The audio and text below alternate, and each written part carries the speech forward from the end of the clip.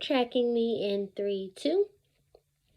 3, 2. I have about 80% of scholars tracking me. I need 100% of scholars tracking me. I'm at 90%. 100%. Good morning, UGA. Today, I want you all to think, what is the craziest story that you could imagine in your brain? If you could think of anything in the world to do that you know that you couldn't do in real life, what would it be? Giving you 30 seconds to turn and talk to your partner, talking at a level 2. Turn and talk, go.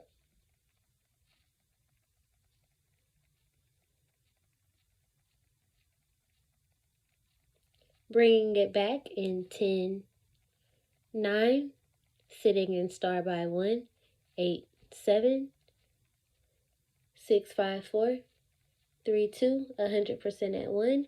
Smart hands up, loud and proud, but wait for me to call on that super smart hand. Who can tell me, what did you and your partner talk about? If you could do anything and make up anything in your mind in the world to be, what would it be? Breland?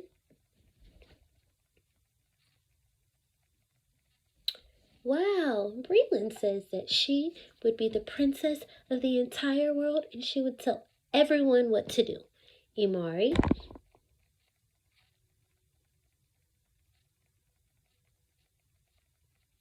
Oh, a superhero. Imari said that he would be the superhero in charge of all superheroes and everyone would literally have to do every single thing that he said. I hear you, Imari. Taking one more. And Kinsley, what did you and your partner come up with inside of your head?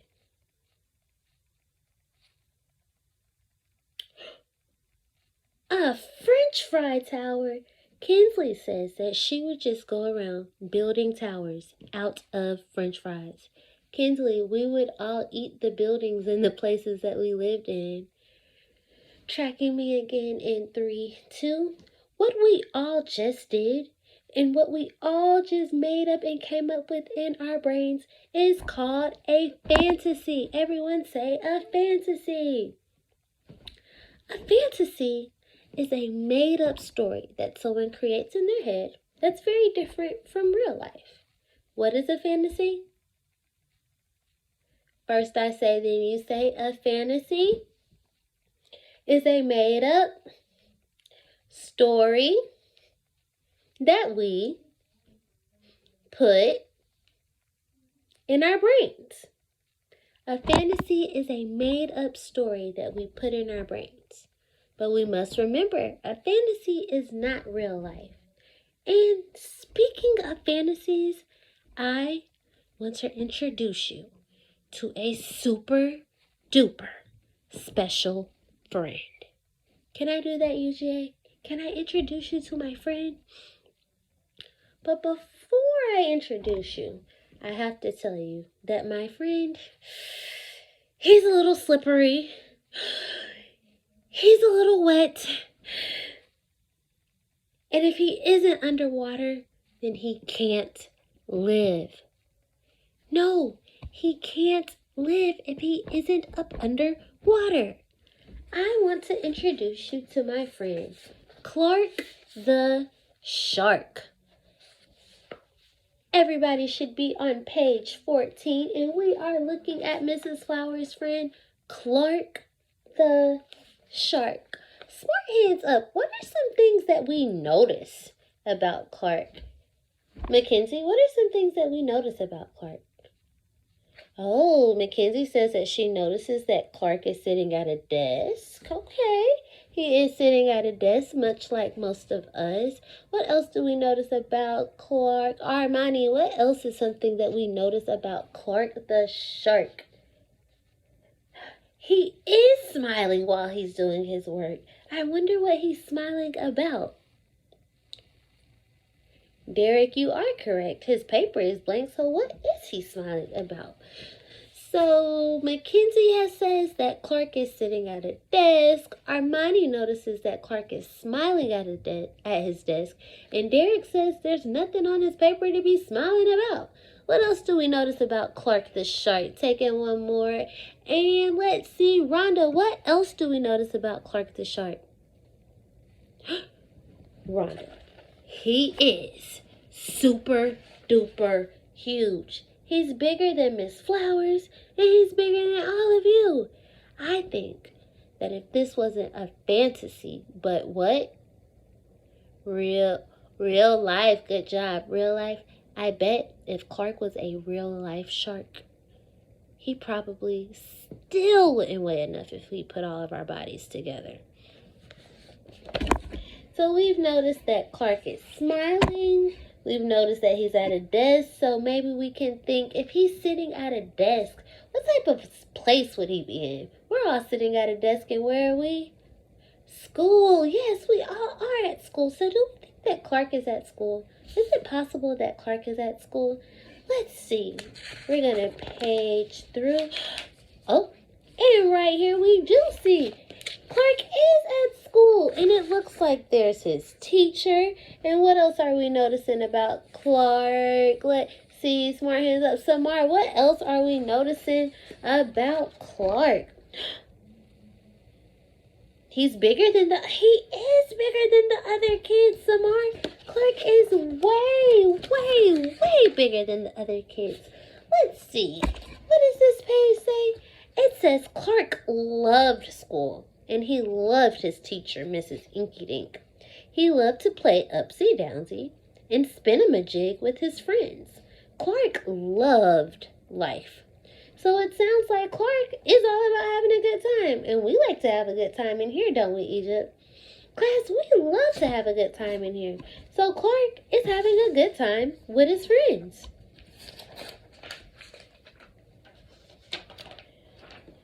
Uh-oh. What is going on now? School is awesome, shouted Clark the Shark. Less shouting, more reading, said Mrs. Inky Dink. Lunchtime is so sweet, yelled Clark the Shark. Munch your own lunch, said his best friend Joey Mackerel. Recess rocks, bellowed Clark the Shark. You are playing rough, Clark.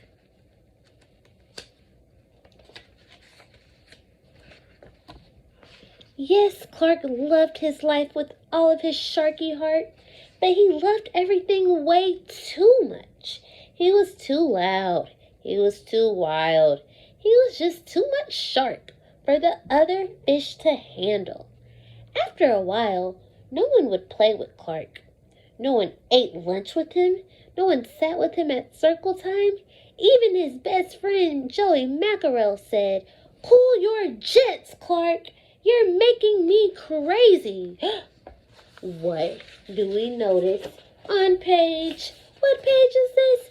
Page 20. What do we notice at the bottom? First you say, then I say. We notice a what type of word? A power word. We notice a power word. And what is that power word, everyone? What is that power word? Cool. Cool. First I say, then you say, cool. To cool how you feel just simply means to calm down. So first I say, then you say, to cool means to calm down.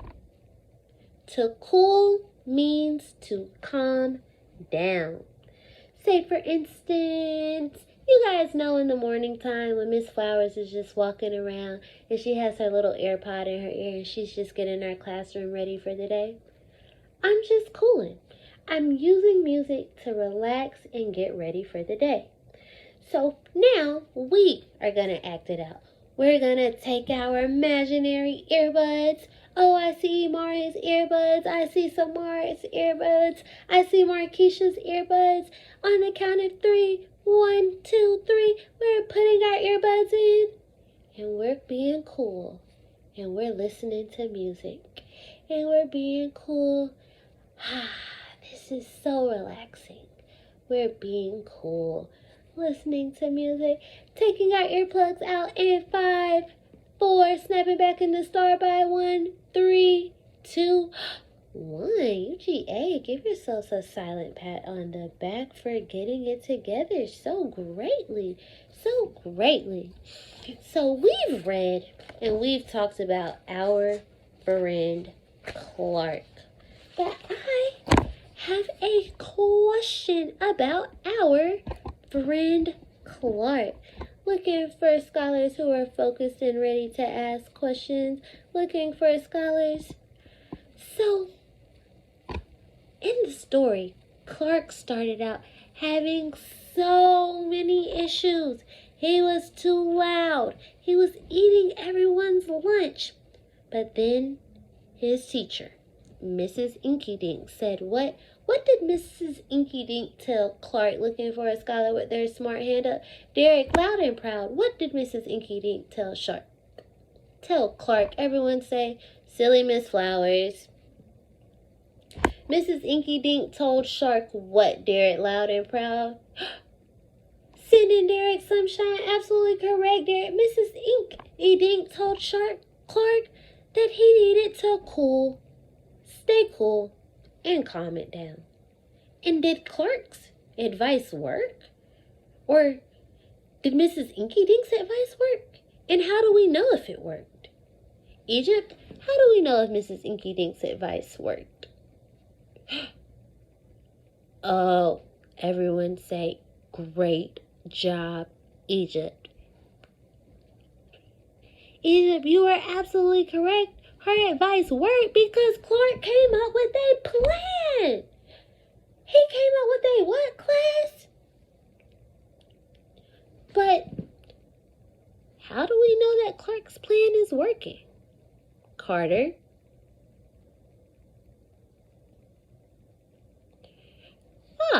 Carter says that Clark's plan is working because he is being good. But Clark was being good on some days, but he was still disruptive on others. So can we really say that's all it took to know that Clark's plan was working?